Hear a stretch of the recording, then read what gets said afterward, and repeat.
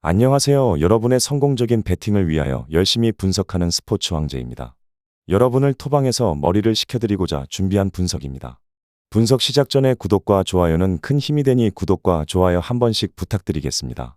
모든 경기를 분석하지는 못하니 꼭 알람 설정해 두시고 긴급하게 올라가는 영상에 대한 분석과 정보 및 결과 예측을 놓치지 마시기 바랍니다. 첫 번째 경기는 AS 로마 대 칼리아리입니다. 먼저 로마는 직전 살레르니타나전에서 2대1로 승리를 따냈습니다. 무리뉴 감독 경질 이후 데롯이 체제로 시즌을 운영 중이며 그가 세리에 B 스팔에서 부진한 성적으로 인해 경질되었다는 과거와는 별개로 로마 부임 이후 두 경기를 모두 승리로 따내며 좋은 출발을 보이고 있습니다. 다만 경기 내용적으로는 다소 불안한 모습도 보입니다. 특히 직전 리그 최하위 살레르니타나와의 경기에선 전반전에 슈팅을 단 2개만 기록하는 등 최악의 모습을 보였습니다. 후반전에는 그나마 나은 경기력을 보이긴 했으나 로마 팬들은 결코 만족할 수 없는 경기 내용이었습니다. 스몰링, 스피나졸라, 타미가 부상자 명단에 올라 있습니다. 부상자 수가 많은 편은 아니지만 3명 모두가 팀의 주축 자원입니다. 또한 주전 센터백 은디카가 코트디부아르 대표팀의 일원으로 네이션스컵 4강까지 진출함에 따라 그의 복귀가 또 다시 늦춰졌고 공격진의 아즘은 역시 아시안컵 4강에 진출함에 따라 복귀가 늦춰졌습니다. 풀백 포지션에 앙헬리뇨를 영입하며 부상에 대한 대비는 어느 정도 했지만 빠진 선수들의 무게감이 상당한 편입니다. 지난 두 경기 모두 멀티 득점을 기록하며 승리했습니다. 다만 핵심 공격수 루카쿠는 지난 리그 5경기에서 단 한 골만 기록하는 등 생산력이 다소 떨어진 상태입니다. 그나마 이선의 펠레그리니가 최근 좋은 성과를 내고 있고 에이스 디발라도 여전히 위협적인 움직임을 보여주고 있습니다. 다만 데로시가 이들을 잘 활용하지 못하는 상황이기에 최근의 멀티 득점 흐름이 계속 이어질 거라 확신하긴 어렵습니다. 수비적으로도 아주 나쁘진 않으며 직전 8경기 중 멀티 실점을 허용한 경기는 단 한 경기뿐입니다. 허나 최근 7경기에서 모두 실점을 허용하기도 했습니다. 수비가 크게 무너지진 않지만 아주 안정적이라고 하기도 어렵습니다. 직전 베로나와의 홈 경기에서 2대1의 승리를 따냈습니다. 이 경기를 포함해 최근 홈 13경기에서 11승 2무라는 매우 좋은 성적을 기록 중입니다. 리그에서의 성적은 다소 실망스러우나 홈에서의 성적만 놓고 보면 매우 인상적입니다. 다음 칼리아리는 직전 토리노와의 경기에서 1대2의 패배를 당했습니다. 이 경기를 포함해 최근 2경기 2연패 중이고 그리고 지난 8경기에서 1승 2무 5패의 성적을 기록 중입니다. 꾸준히 저조한 성적을 기록하며 여전히 강등권에서 벗어나지 못하고 있습니다. 술레마나, 로그 오리스타니오, 망코수가 부상자 명단에 올라 있습니다. 그리고 네이션스컵 일정으로 팀을 떠나 있던 루본보가 팀에 복귀합니다. 라니에리 감독이 직접 그의 출전을 언급함에 따라 이번 경기에서 당장 활용될 가능성이 높습니다. 스쿼드에 약간의 변화가 있으며 꾸준히 주전으로 출전하던 골다니가가 이적했지만 대체 자원으로 예리 미나를 데려왔습니다. 또한 오리스타니오나 망코수 같은 이선 자리엔 가에타노를 영입하며 공백을 어느 정도 메우는 데 성공했습니다. 최근 5경기 중 무득점으로 마친 경기는 한 경기도 없습니다.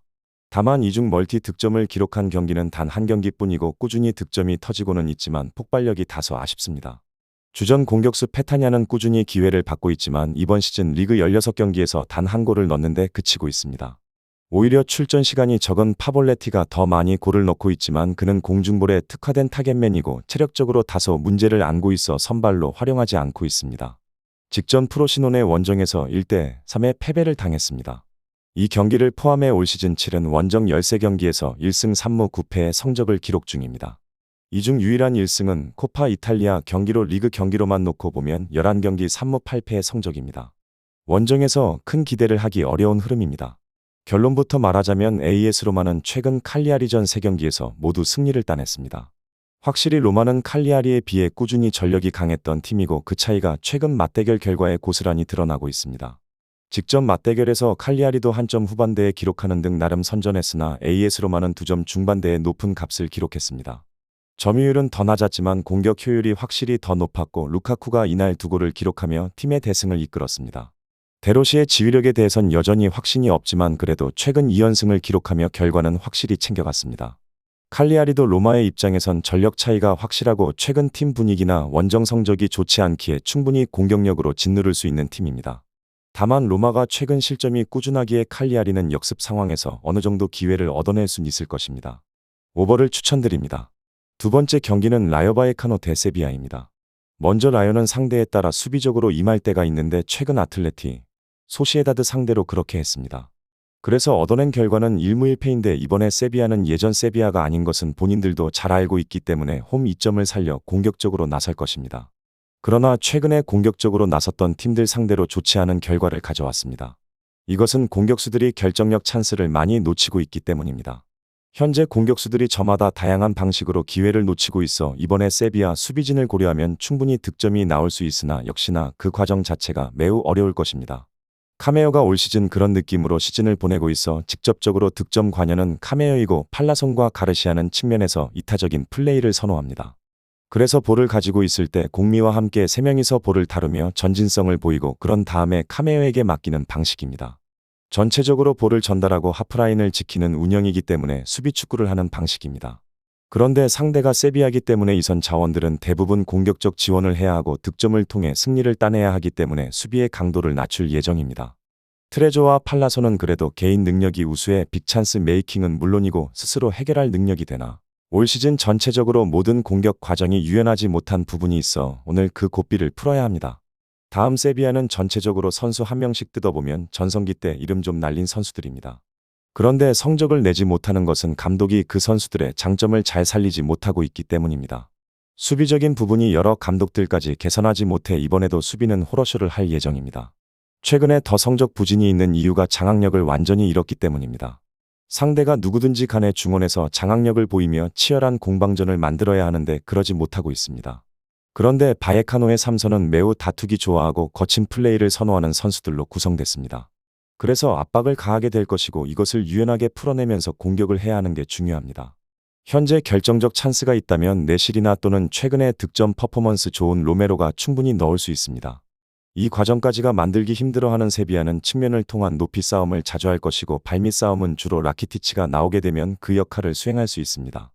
전체적으로 선수 개편이 제대로 되어서 특색이 아예 사라진 상태로 3백 체제를 유지한다고 하면 측면 활용을 적극적으로 할 수밖에 없습니다. 결론부터 말하자면 일단 새 감독이 합류해 운영체제 변화만 있을 뿐이지 공격과 수비 중간에서 머물고 있습니다. 그래서 이 매치는 조직적으로 수비와 공격을 시도할 줄 아나 득점에 어려움이 있는 라요 바예카노와 운영체제는 좋은데 거기에 대한 장점을 잘 살리지 못하는 세비야의 대결은 홈 이점과 원정팀 수비를 생각했을 때 라요의 승리가 예상됩니다. 라요 바예카노의 승리를 추천드립니다. 세 번째 경기는 브렌트포드 대 맨체스터 시티입니다. 먼저 브렌트포드는 지난 1일 토트넘 원정에서 2대3으로 역전패를 당했습니다. 이날 패배로 6승 3무 11패를 기록한 브렌트포드는 승점 22점으로 15위에 머물렀습니다. 런던 지역을 연고로 하는 두 팀의 맞대결로 경기 초반부터 뜨겁게 맞붙었고 15분 만에 브렌트포드의 무파이가 득점에 성공하면서 리드를 가져갔습니다. 브렌트포드는 토트넘의 일방적인 공격을 막아내며 1대0으로 전반전을 마무리했지만 후반 들어 토트넘이 득점을 쏟아냈습니다. 48분 우도기의 득점 이후 1분 만에 브레넌 존슨이 역전골을 기록했습니다. 7분 뒤에는 히샬리송이 쐐기골을 넣으며 경기를 마무리하는 듯 했습니다. 브렌트포드는 지속적으로 토트넘의 수비 뒷공간을 노리던 아이반 토니가 만회골을 넣었지만 동점을 만드는 데는 실패했습니다. 다음 맨시티는 지난 1일 홈에서 벌리를 맞이해 3대1로 시원한 승리를 거뒀습니다. 한 경기를 덜 치른 상황에서 14승 3무 3패로 승점 46점을 기록한 맨시티는 1위 리버풀에 승점 5점 차로 뒤진 2위에 올라 있습니다. 더 브라위너가 돌아온 맨시티는 역시나 막강했고 엘링 홀란의 빈자리는 훌리안 알바레스가 완벽하게 대체했습니다. 알바레스는 16분과 22분 연속으로 2골을 기록하며 벌리의 추격 의지를 꺾이게 만들었습니다. 46분에는 로드리마저 쐐기골을 넣어 3대0을 만들었습니다. 오랜 기간 부상으로 출전하지 못한 홀란은 71분 더 브라위너 대신 투입돼 경기 감각을 익혔습니다. 후반 추가 시간 벌리의 알타킬에게 만회골을 허용했지만 승점 3점을 지키는 데에는 어려움이 없었습니다. 결론부터 말하자면 브렌트포드는 최근 리그 10경기에서 2승 8패를 기록하며 처참한 경기력을 보여주고 있습니다. 10경기에서 12득점을 기록하면서 22실점이나 허용했습니다. 반면 맨시티는 최근 6경기에서 5승 1무로 패배가 없고 기간을 13경기로 확장해도 단 1패만 허용했습니다. 홀란은 단 16경기만 뛰고도 14득점으로 리그 득점 순위 1위에 올라 있습니다. 맨시티는 케빈 더 브라위너와 엘링 홀란의 복귀로 리그 최정 상급 선수 구성을 마무리했습니다. 이번 경기는 맨시티의 승리가 예상됩니다. 맨체스터 시티의 승리를 추천드립니다. 이상으로 분석 마치겠습니다. 지금 보신 영상은 초안 분석 내용이며 더욱 세밀한 분석 자료와 최종 조합 픽을 원하신다면 구독과 좋아요 부탁드립니다. 프로토가 처음이신 분들 혹은 프로토를 좋아하는데 적중률이 낮으신 분들께서는 주저하지 마시고 전문가의 도움으로 수익률 극대화하시는 것을 추천드립니다.